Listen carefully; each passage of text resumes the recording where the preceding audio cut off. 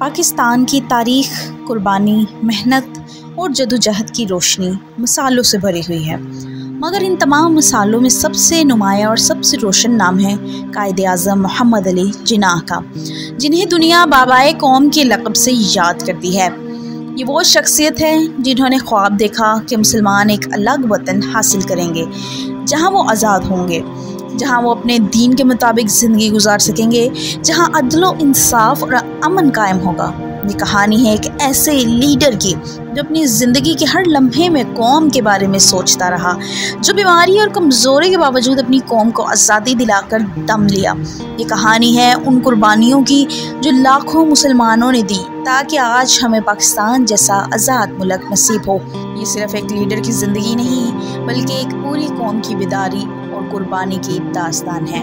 یہ ہے قائد اعظم محمد علی جناح اور پاکستان کے قیام کی کہانی۔ کراچی کے ایک عام سے محلے میں 25 دسمبر 1876 کو ایک بچہ پیدا ہوا۔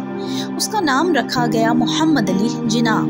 یہ بچہ عام نہیں تھا، چہرے پر پروقار، آنکھوں میں اعتماد اور باتوں میں سنجیدگی۔ چھوٹی عمر میں ہی اسے پڑھائی کا شوق تھا۔ اسکول میں استاد کہتے تھے کہ یہ بچہ آگے جا کر بڑا لیڈر بنے گا۔ جوانی میں وہ انگلینڈ گیا اور وہاں سے وکیل بن کر آیا۔ کالج کے دنوں میں ہی جناح نے دیکھا کہ گورے کس طرح انصاف کی بات کرتے ہیں اور کس طرح قانون کے ذریعے فیصلے بدلتے ہیں۔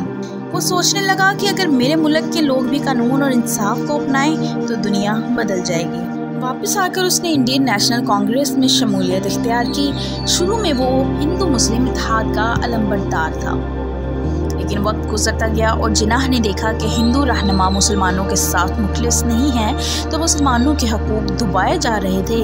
ایک دن اس نے کہا، مسلمان ایک الگ قوم ہے، ان کی تہذیب، ان کا مذہب، ان کا رہن سہن سب الگ ہے، انہیں الگ ملک ملنا چاہیے۔ مسلم لیگ کا جلسہ، ہزاروں لوگ جمع تھے۔ قائد اعظم نے اپنی مشہور تقریر میں کہا، ہم مسلمان ہیں اور مسلمان ہر چیز میں الگ قوم ہیں۔ ہم چاہتے ہیں کہ ہمیں ایک آزاد ملک ملے جہاں ہم قرآن اور سنت کے مطابق زندگی گزار سکیں۔ اس دن سے مسلمانوں کے دلوں میں آگ لگ گئی۔ وہ جان گئے کہ جناح ہی ان کا اصل لیڈر ہے۔ 1940 کا لاہور جلسہ مینار پاکستان کے سائے تلے قرارداد پاکستان پیش ہوئی۔ پورے ہندوستان میں مسلمانوں نے نعرہ لگایا کہ پاکستان کا مطلب کیا؟ لا الہ الا اللہ۔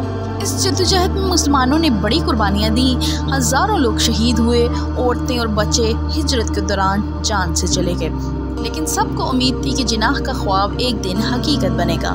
14 اگست 1947 رات کے 12 بجے ریڈیو پاکستان سے اعلان ہوا، یہ ریڈیو پاکستان ہے۔ خوشی کے آنسو بہا رہے تھے۔ قائد اعظم محمد علی جناح نے گورنر جنرل کے طور پر حلف اٹھایا۔ انہوں نے کہا، پاکستان دنیا کا سب سے بڑا اسلامی ملک ہے، ہمیں اسے مثالی ریاست بنانا ہے جہاں سب کو انصاف ملے گا۔ قائد اعظم بیمار تھے لیکن پھر بھی دن رات پاکستان کے لیے کام کرتے رہے۔ انہوں نے آخری وقت میں یہ کہا کہ میرے لوگ خوشحال رہیں، تعلیم عام ہو اور پاکستان مضبوط ہو۔ 11 ستمبر 1948 کو وہ اس دنیا سے رخصت ہو گئے، لیکن ان کا خواب آج بھی زندہ ہے۔ ایمان، قربانی اور قیادت کے بغیر قومیں آزاد نہیں ہوتی۔ قائد اعظم کی محنت اور جدوجہد نے مسلمانوں کو ایک الگ وطن دیا۔ پاکستان ہماری قربانیوں کی نشانی ہے، ہمیں اسے سنبھالنا ہے۔